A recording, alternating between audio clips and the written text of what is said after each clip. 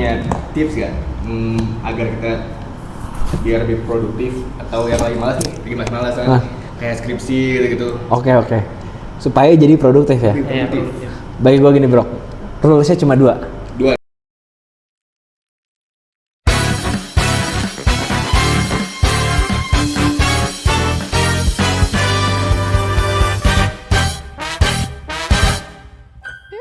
Dua doang. Apa itu? Boleh. Tadi satu udah gue mention di awal. Iya. Satu, kalau pekerjaan cuma misalnya lu disuruh buang sampah gitu, pekerjaan yang dalam 2 menit tuh bisa selesai lah. Lu kerjain sekarang gitu. Lu taruh dulu ML lu gitu ya. Ya udah lu buang dulu tuh sampah gitu ini gitu. Misalnya mandi lu enggak 2 menit. Ya, sejam. Apalah gitu ya lu beli makan, beli apa dan segala macam yang cuma 2 menit misalnya gitu ya. Lakuin sekarang. Detik itu juga gitu. Nah, aturan kedua, kalau misalnya pekerjaan itu selesai dalam waktu lebih dari 2 menit. Lakuin hari itu 2 menit aja. Minimal 2 menit lagi. Ini 2 menit aja. Ya kalau lu ngerjain 2 menit lu selesai, it's okay gitu.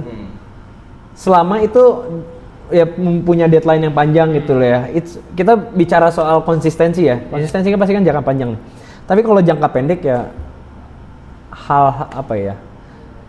jangka pendek ya pasti lo harus pertimbangin deadline. Tapi yang namanya produktif ya.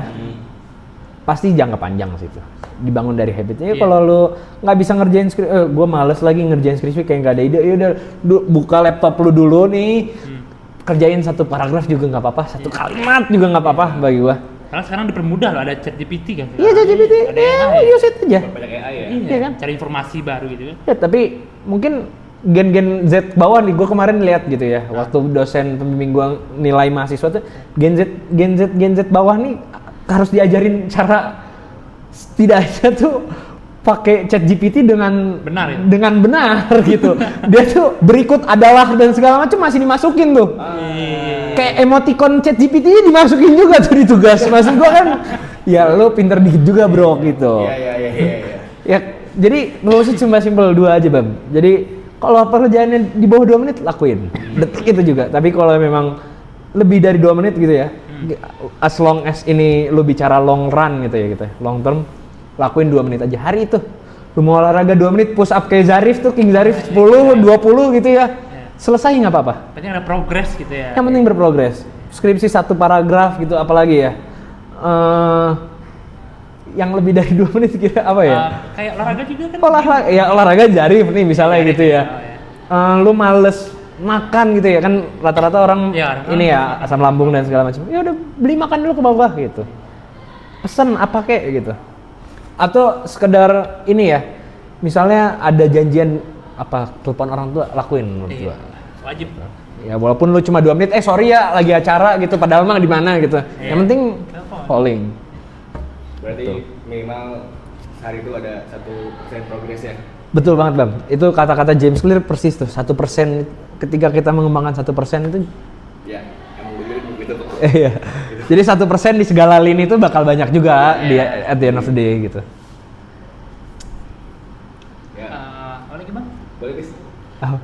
Kalau ini ya, paling ini kayak menyangkut dari tadi yang kita balik lagi yang internal bisnis. Oke. Nah, lu sebagai misal nih kita taruh lu sebagai seorang karyawan di bisnis itu dan lu memiliki lingkungan yang nggak baik gitu. Oke. Sekarang kan banyak ya kasus yang di bisnis itu, gue nggak nyaman bla bla bla bla dengan teman sebelah gue ngomongin gue. Nah, terus bosnya nggak tahu nih. Dia nggak bisa ngomong apa-apa dong, kan nggak tahu mau manage karyawannya dong. Nah, lu sebagai karyawan, lu ada 2 plan nih. Lu keluar sendiri atau lu obrolin dengan atasan lu gitu, memperbaiki lingkungan itu. Karena gue mungkin Gen Z itu kan kadang sering dinilai nggak sopan dan segala macam ya. Sebenarnya kita menyukai brute facts gitu ya. Kita menyukai kebenaran yang menyakitkan untuk orang lain. Tapi ketika kita dapat itu sebenarnya sakit hati gitu kita. Nah, gue sih lebih prefer pasti gue lebih milih ke atasan gue dulu, Pis. Ya mungkin bagi dia ini orang kurang ajar nih ngomong gue punya lingkungan kerja kan itu kan apa ya, Pis?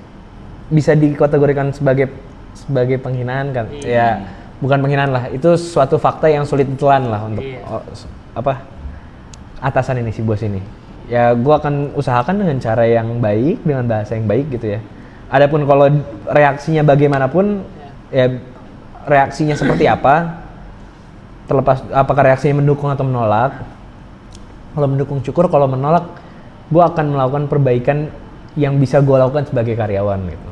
Apakah misalnya ya nemenin teman gue yang gue menjadi sahabat setia yang teman gue mau keluar ini gitu ya. Ya menurut gue sekarang itu lingkungan itu bukan hanya dikendalikan oleh atasan aja. Atasan sangat punya wewenang lah, atau jadi contoh utama lah dalam suatu lingkungan. Tapi ya teman-teman kita juga, teman-teman peer-nya ya, sepantaran itu juga punya efek yang luar biasa sebenarnya. Kalau kita link coba ya ke kepanitiaan gitu. Mungkin kita pernah join kepanitiaan jadi anggota gitu ya.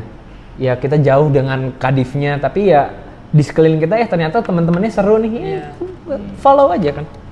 Pada akhirnya gitu. Dan waktu gue jadi leader ngeselin pun gitu ya. Gue sempat jadi yang leader yang sebagai ngeselin ketika anak buah ya maksudnya ya anggota divisi gue nyaman dengan anggota divisi lainnya, ya sebenarnya terjadi lingkungan yang lebih baik lah gitu. Tapi kalau dibiarin kan itu kan sebagai perusak lingkungan juga. Betul Pak. Sebenarnya kalau mau ditarik garis lebih jauhnya ya Pis ya. Ketika bawahan itu mampu jujur kepada bosnya, harusnya itu sebagai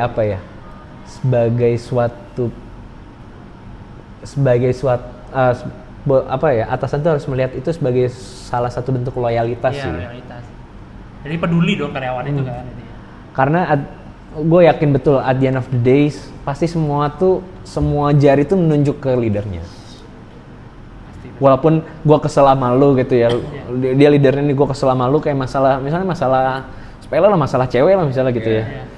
Tapi gue kerja jadi nggak bener, anjing ini mah gara-gara si Apis nih misalnya gitu.